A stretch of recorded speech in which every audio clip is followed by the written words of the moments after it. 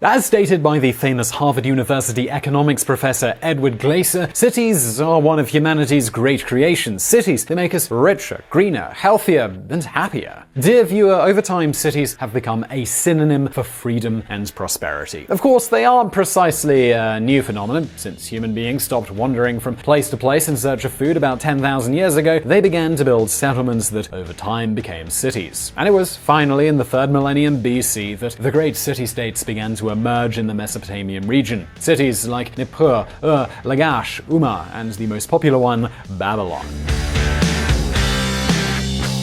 Today, 5,000 years later, more than half of the world's population lives in cities. And by the way, more than 500 of those cities have more than 1 million inhabitants.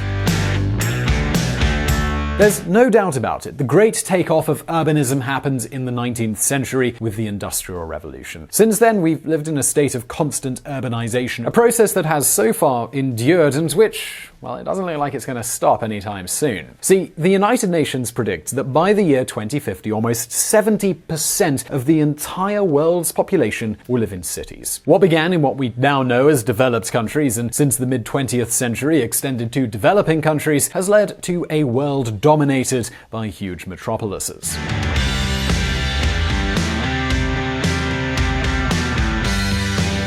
But hold on a second, well, what exactly is the influence of big cities? Do you want some revealing facts? Well, here they are. It's estimated that only the 600 most dynamic cities in the world, where 23% of the planet's population lives, generates 55% of all economic activity. In a few years, that figure's going to exceed 60%.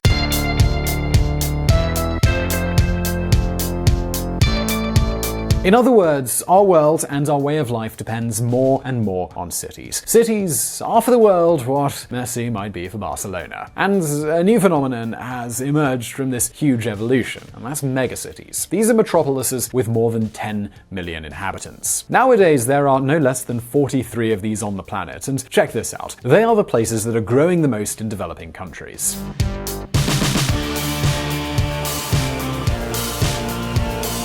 And this presents a huge challenge. In fact, it causes so many problems that it's setting off major alarm bells. Allow me to explain. In the poorest countries in the world, cities are growing at a frantic and completely uncontrolled pace, which is generating very high levels of pollution, crime, and chaotic traffic. Many of the new megacities, they've simply devolved into chaos. For example, check out these headlines from Air pollution closes all schools in Tehran.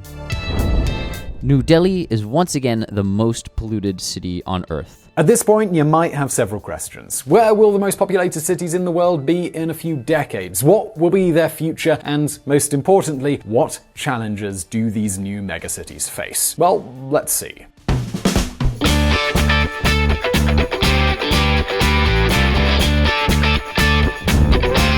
The new giants.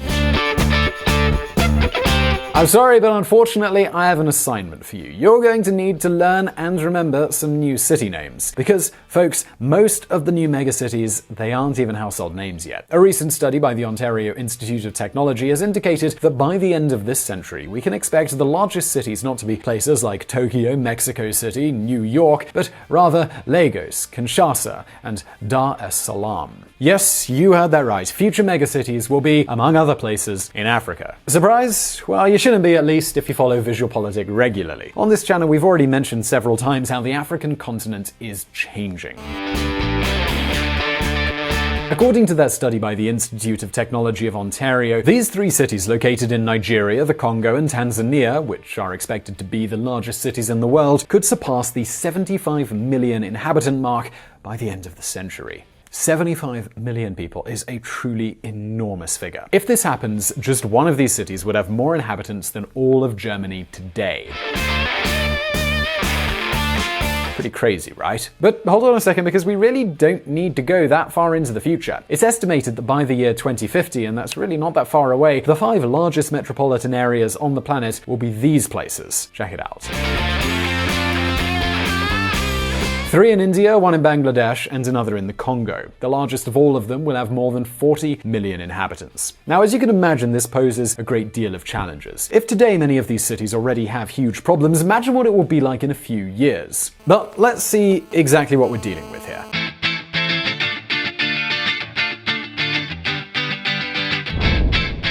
the challenges.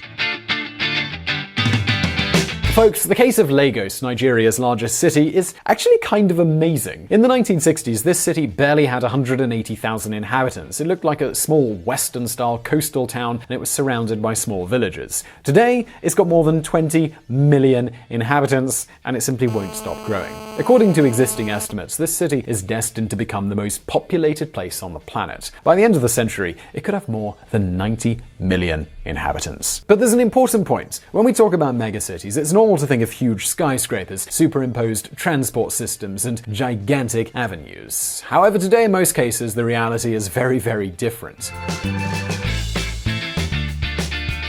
See, with more than 20 million inhabitants, Lagos has become a collapsed labyrinth of cars and motorcycles, a place where power outages are frequent and public services such as water supply and waste collection and treatment, when they exist, fail more often than a Silicon Valley startup. And of course, most of the population, they live in crowded, substandard housing in favelas, in misery. Because, of course, this excessive city growth, it poses two kinds of problems. One directly related to infrastructure, and the other with the social and political consequences that it involves. Managing a city in excess of 50 million inhabitants is a daunting task, especially as many of these cities are woefully underserviced today. 65 years is a relatively short time frame with regard to urban infrastructure. Much of it, for example London's Underground and Rome's streets, is long-lived and can take decades to develop. Daniel Hornweg and Kevin Pope. See, recently, a United Nations study about Manila, the capital city of the Philippines and one of the fastest growing cities in the world, documented a myriad of problems related to waste management. According to this study, garbage piles up in the streets and drainage problems are generating all kinds of infectious outbreaks. Another study, also from the United Nations, warns that in Mumbai, the second most populous city in India and one that exceeds the 20 million inhabitant barrier, the substandard housing and shacks are crowded on top of one another and the streets aren't even finished, and in many cases they're not even paved, making them flood in the monsoon season, which doesn't only cause huge amounts of destruction, but the water ends up stagnating and spreading diseases. Then there's the pollution. Many of these cities are among the most polluted in the world. And we already saw in a previous video just how much wealth and pollution are related. And the problems, they don't end there. This uncontrolled growth is also forcing a large part of the population to live in neighborhoods and areas where they don't only lack basic services, but also important institutions, like the police. This is something that favors the spread of mafias and all kinds of criminal and radical groups. That's precisely what megacities like São Paulo, Rio de Janeiro, and Mexico City are experiencing. Folks, until now, the great metropolises have always been a source of wealth and prosperity. And of course, there's no reason to think that it's going to be any different this time around.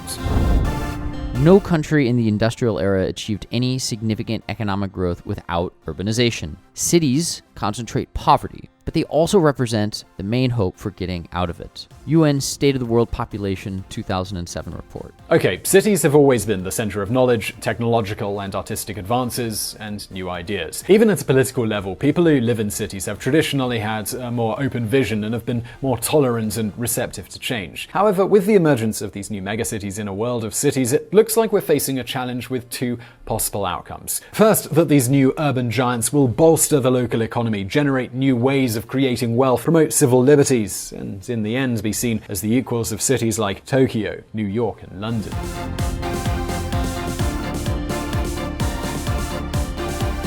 The second outcome is that these cities will continue to grow in population without any substantial infrastructure improvements. In that case, the sum of misery, pollution, and violence could end up creating new radical politicians or driving new refugee waves towards more developed countries. Well, I'm sure you're not surprised, but we on this channel like to think that it'll be the first. We like to think that these new megacities will contribute to a better world in the near future, as well as in the long term. But for that, they won't only need solidarity and aid.